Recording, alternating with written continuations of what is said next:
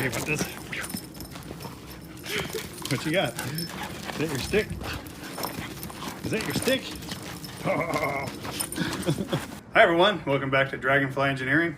So tomorrow is the concrete pour. So I've arranged for a concrete guy with a couple of finishers to come with a pump truck, or well, their concrete pumper trailer, and then 2 concrete trucks are going to come, and there's going to be 13 yards of concrete that's going to be poured into our foundation here. It's going to be 2 pours, and the way I understand it is that they will first pour the perimeter, which you can see we've got formed up here with basically 2x12s and old siding from the garage that we cut off earlier, which is pretty much just junk wood underneath the grade, and also a curb form, which is this thing. And this curb form basically creates a garage floor slope about 1/8 of an inch per foot. So that's basically, they're going to pour concrete up and under this form, and the guy actually recommended I drill vent holes in it, so that's what I just did, so that we don't trap an air pocket under there. Oh, April's falling into the rough cut a little bit. Oh yeah, I see the vent holes. Yeah, and then holes right and then there. Yeah, and then this is the electrical stub up. So electrical wires are going to come from the main house up through this conduit, which is kind of piercing through. And I did just plug this hole kind of haphazardly because what's going to happen is, actually let me put this high-tech pipe cap back on. What's going to happen is they're going to fill the concrete, and then when the concrete partially sets, we're going to remove this form, or potentially even break it off, but unscrew this part of the form, and then they can go in there and finish the surface while the concrete is still workable, but it'll hold its shape. So that's the idea.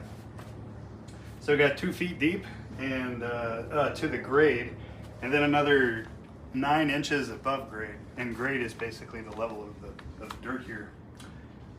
We did reinforce the forms because wet concrete is a hydraulic liquid, and the height of that heavy liquid times basically gravity is the amount of force that's trying to push the forms out, you know, like squishing a pillow out or something.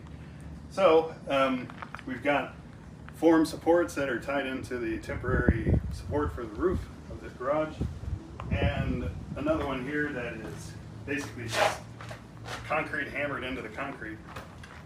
Now, if you'll see over here that, you know, the garage floor is in pieces, but it's not removed, ready for the garage floor to be poured. So the scheme is that we're going to pour this foundation wall to replace the original one, and then we can build this wall back. But you know, to tie the original, or the inevitable new concrete floor into the existing, or the new foundation, I had to cut back some of the concrete floor and then put these rebar in to tie the second pour, which is going to be the garage floor, into the foundation wall, which is here. So that's why this is all busted up and not really finished. It's really just to get these rebar with a 90-degree bend down to more than 3 inches off the base of the foundation, so that we can have rebar to do the second pour. And then walking along, this rebar was kind of interesting because I couldn't get rid of this concrete right here because it's holding up the corner of the garage.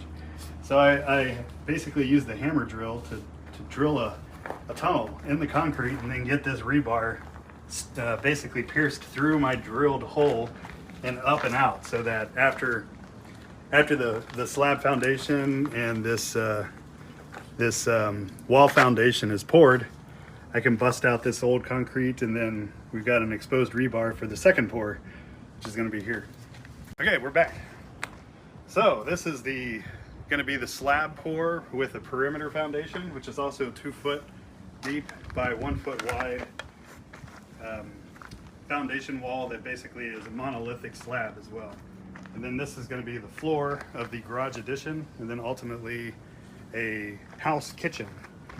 So over there you can see that we've got what's called a stub up, which is the sewer pipe that was laid, and we can show that in another episode. I took some pictures of that. But yeah, we've got the 16 by 16 inch number 4 rebar that basically goes both directions to create this grid pattern.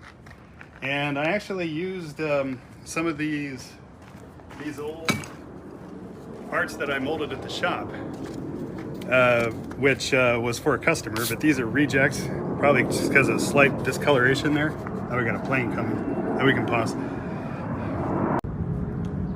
Yeah, so we had a plane fly over. I live under an airport.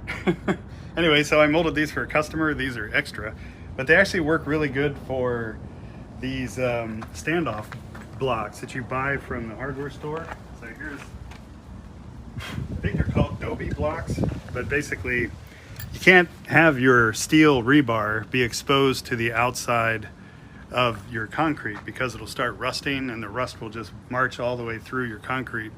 It'll swell up and basically split your concrete floor open from just rust accumulated on the rebar. So none of the rebar can touch dirt or the outside of the concrete structure.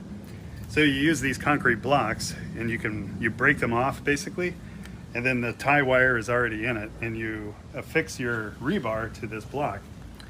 But the other thing is these are just rough concrete. And for this foundation, we have a hydrophobic, or a moisture barrier. That's a plastic thing. Yeah, which is the 6 mil visqueen plastic. But if you put these concrete blocks right on the plastic, it's almost instantly going to cut a hole in your vapor barrier for your floor. So I use these guys to protect our plastic vapor barrier. Nice. So very yeah, cool. there you go.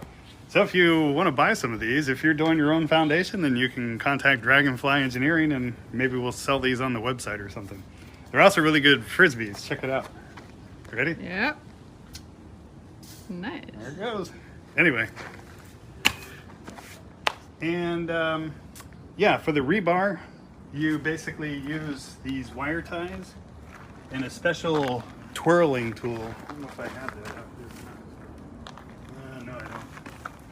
But you have to overlap your rebar at least 24 inches, or I think they said 40 diameters. So, you know, it's better to do more than less. So these are probably 27 or 28 inches. And it's all basically wired tied together. The foundation perimeter wall has 2 extra rebar on the top and 2 extra rebar on the bottom. And that supports the foundation slab, or the perimeter wall from wanting to break from settling forces. And then we also have the tie down bolts with these little purchased plastic clips that hold the sill plate bolts in the right position. So when they pour concrete in, this will all fill with concrete. In fact, I need to rip all of the tags off, because I did pass inspection from the city, and I left these on just to prove that they're I think Simpson strong tie bolts. So yeah, I need to rip all of these off there. So you don't really have to have the bolt connected to the rebar, do you? No. In this case, it's touching, but in some cases, it's not touching. Yeah, and in some cases, I actually have an additional rebar tie to make sure that the bolt doesn't get close to the edge of the outside of the foundation. Yeah, like this one right here, where you did a little extra twisty tie. Yeah. Got it. And then over here is part of the back foundation. So if you zoom in here, you can see the cross section of the original garage foundation. Mm-hmm. And you can see how I hammer drilled and then epoxied this rebar right into the foundation. Yep. And we used concrete epoxy. But there's an important step when you drill an epoxy rebar into concrete, is that you got to blow out all the dust, and then you use one of these bottle brushes to clean out the hole. Because if you don't get the dust out of the hole and have basically virgin concrete to glue to, what you'll wind up doing is when you shove your 2-part epoxy in there, which actually This is the spent cartridge. Then you're just going to be gluing your epoxy to sand, and then your rebar will just pull right out. So you're not actually gluing to your foundation if you don't clean out all the dust with a bottle brush and a compressed air. And actually, with this particular epoxy, it was like 110 degrees out when I was gluing this rebar in, and the high temperature was so high that the epoxy cured completely in like 1 minute. So I didn't really have time to use more than one shot out of this thing, because I squirted it out, shoved it in there, and I was jamming the rebar in there, and it was so hot that it was shooting out of the hole, and it hit my skin, and it was burning my arm because it was reacting so fast. Less than a minute. It's supposed to take like, I don't know, 10 minutes for some and like half an hour for others. Anyway, I got a different epoxy for the rest back here.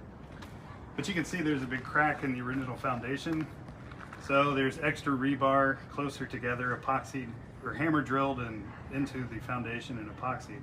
And then a huge separation of the foundation, which basically resulted in this whole side of the garage, the bottom drifting out by 2 inches, which is that crazy angle that you see there. We can zoom on that in a second. I mentioned that in a previous episode. But this is one of the culprits, that 2-inch gap in the foundation, which is basically just this 100-year-old garage broke its foundation and it was just drifting apart over time. Anyway, I think that covers it. So underneath the hydrophobic membrane, which basically just drapes over the edge but doesn't go completely under the curtain wall or the perimeter wall. Under this membrane, there's about 1 inch of construction sand and about 2 inches of that base rock, which is ground up concrete. And talking with the city, asking them, you know, you read their requirements, and I read my drawing, which is basically lifted off of LA building code. No one really knew exactly what the bedding of the foundation should be. And every time you call someone, you get a different answer. So finally, I was just asking them what my particular inspector wanted to see, not necessarily what the average answer was from everyone. But anyway, so after talking to a bunch of people, including my brother, we concluded that we should have the soft sand on top of the base rock, mostly to prevent the plastic from getting perforated when the concrete guys are going to come and pump the concrete into this foundation tomorrow. So this is a concrete form steel stake, and with the perimeter foundation, when you're trying to lay this out or build a foundation, you quickly realize that you're going to wind up with a board that's pretty much just floating in space, because you can't really put wooden stakes on the inside, and it's hard to get wooden stakes on the outside because you actually want your berm of dirt is the biggest support for this foundation wall. So going to the hardware store and watching YouTube, people use these stakes that have a sharpened tip, and basically you hammer these stakes down past your rough cut foundation hole, and you hammer these into the ground, and then and they've got all these holes in them, and then you can screw your form to the stakes from the outside. If you put the stake on the inside, then it'll be a cosmetic defect in your finish wall. So you basically want the stakes on the outside. When they fill concrete, you're going to have an upwelling of concrete that comes up around your rough wooden forms, but that's okay, because at the point where the concrete is set but not hard, the finishers will kind of unscrew the stake from the form and kind of work it back and forth and pull these out of the concrete, because that's outside of your finished surface, which is this finish here. So yeah, these are pretty handy. They're also good for backing up supports like this one. You just drive this into the ground, and then this board, which is screwed into like a 1/2 by 3 inch pine board that just ties these two forms together, doesn't go anywhere. And then the concrete force is just going to push on this stake, which is driven into the dirt, and it's not going to move. The other thing we're going to... The aluminum piece. Oh yeah. So I did buy a piece of aluminum stock, basically as a straight edge, to figure out the thickness of our slab itself, which is going to be 4.5 inches, and also to make sure that none of the rebar is getting too close to the top edge of the finished concrete surface. You know, because again, you don't want it too close to the top or poking through. And then finally, So you were just using that whenever you were making the rebar positions, but you're going to take that away before they do the cement. yeah, it's just a nice straight edge basically, and wood is not straight, but this is a, you know, a rolled piece of 6061 aluminum. Right. So whenever you turn it on its side, that's what that's why that's the straight it's all part. floppy like this, but like Yeah, that is pretty much dead straight. Yep. Okay. So yeah, it's mostly a measurement tool, but then I'll use this in the shop for stock when we're done. Multi-purpose. The other thing is, I've got a bunch of old oil, and we're going to paint the inside surfaces of our wooden form for a mold release. So when they pour the concrete and it sets, it's a glue basically. It's like a 2-part epoxy, and it will glue to the wooden, you know, like fibrous surface of the board. So putting a nice oil film on that makes it easier to pull your forms free from the concrete once they pour it. So yeah, I think we are ready. All right, cut.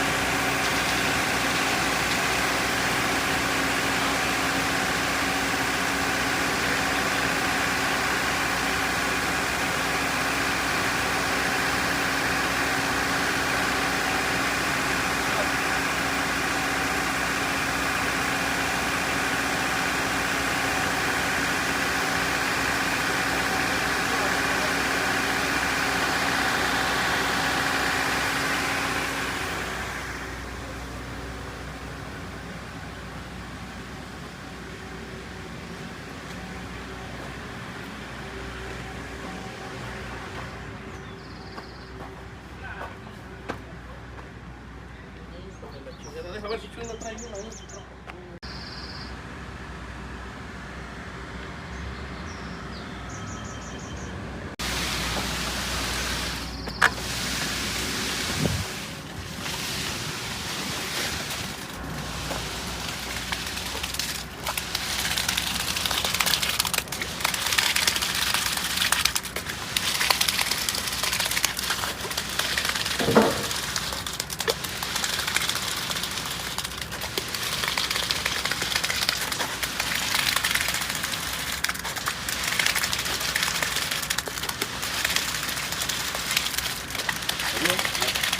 No, sale más, pero ya está.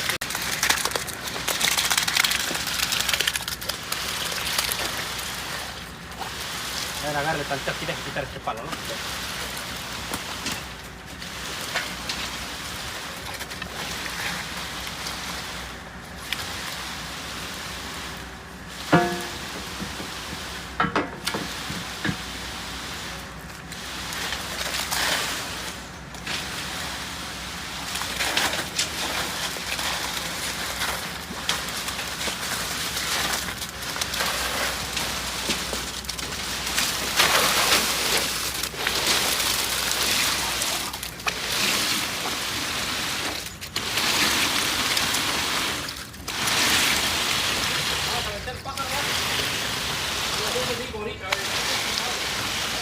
¿Hasta arriba, maestro? No, que sea hasta arriba. Yo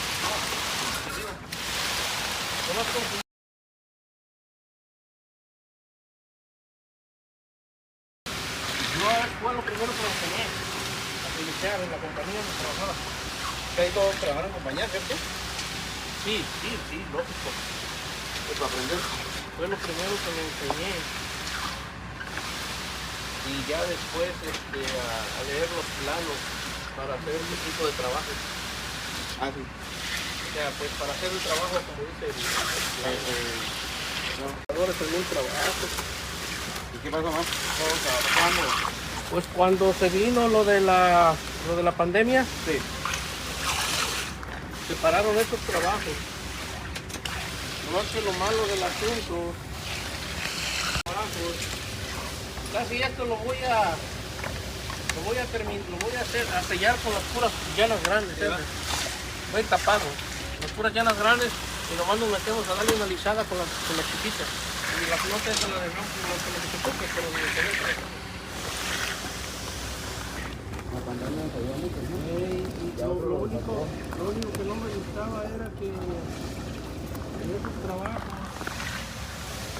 yo trabajaba para contratistas generales, los que hacían toda la casa. Yo solamente hacía la parte del cemento. Yo no hacía la parte del cemento. Y esos ayúdale con la manguera nomás a jalarla si lo ocupa eso. Y esos contratistas generales, ellos agarraban su dinero bien a su tiempo. Pero a nosotros nos pagaba cada mes, un mes y medio. El dinero de la plata no llegaba cuando tenía que llegar. Llegaba muy tarde. Tenía que invertir. ¿Aguantarán ustedes? We got lots of dirt over there if you want to handle them there. Yeah. The outside of the corner. Yeah, because right there, look. Oh, so that's okay too. And it's only right there. Yeah. It's only right there. Yeah. Because we're just gonna go like midway right now. Oh, okay. Halfway. Just set everything. Yeah. Cool. That way we don't put too much pressure on the corner.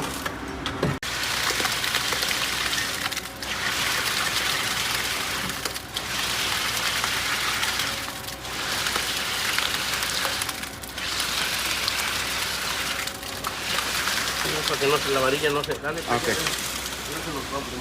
En el cemento, de todas maneras. Pero pues es mejor que...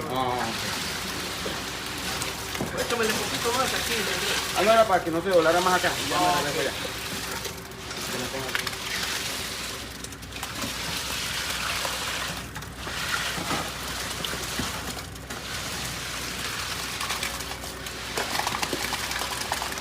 Ahí vamos, ahí vamos.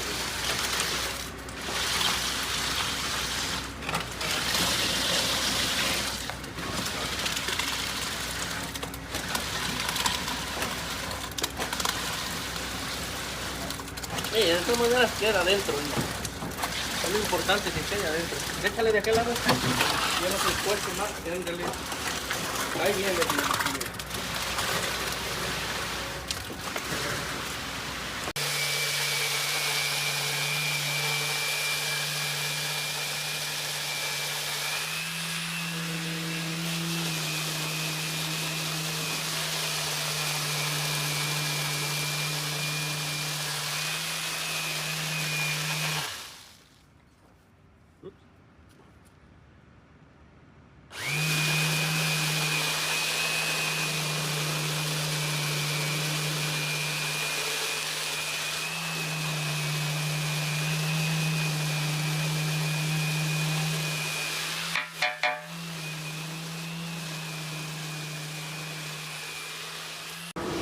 Ahorita refugiamos lo de...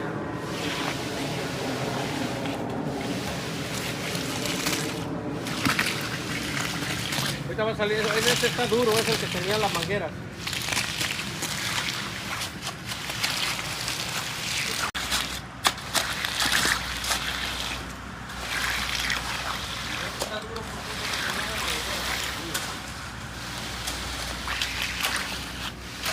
Pero ya el otro ya está bien.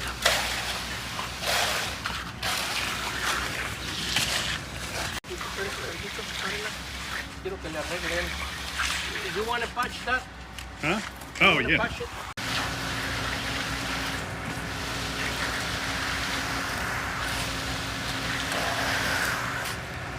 Tú déjame a mí, ¿eh? Sí. Sí, yo nomás hago un cosito.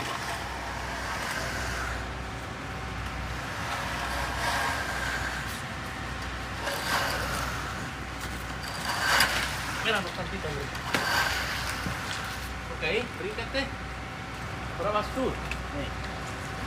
Vamos.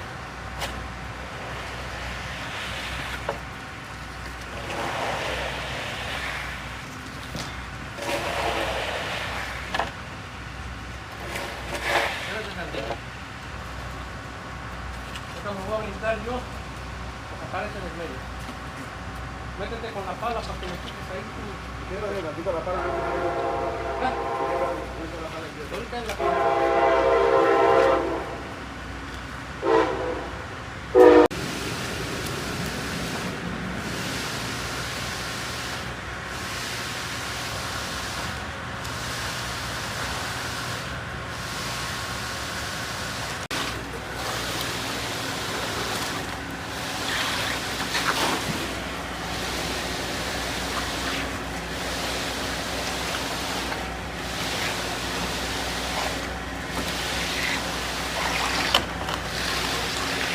Esto lo vienes floteando, ¿eh?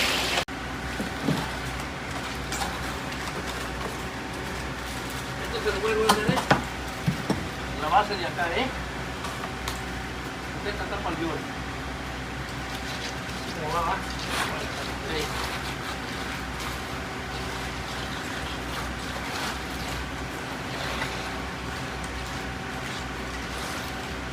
Échale, Andrés.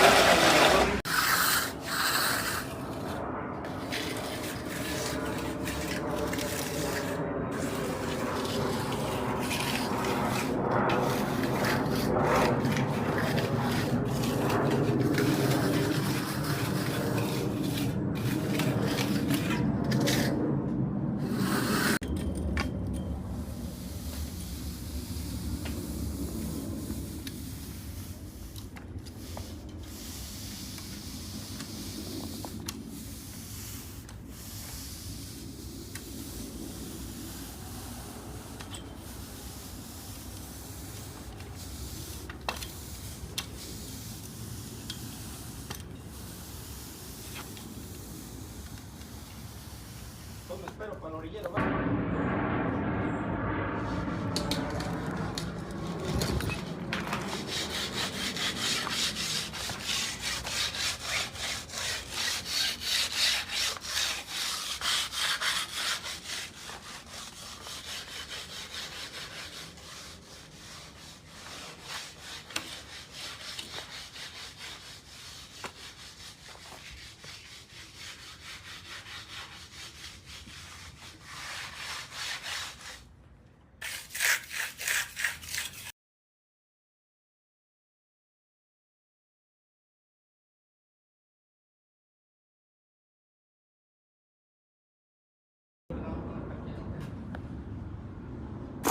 You make some dust.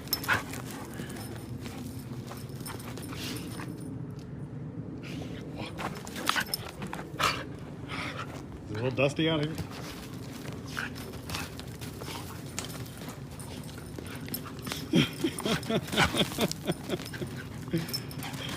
Whoa.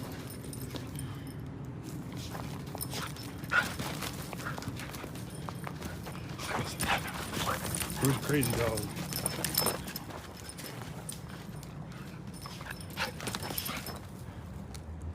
Is that yours? What's that? What is it? Ah.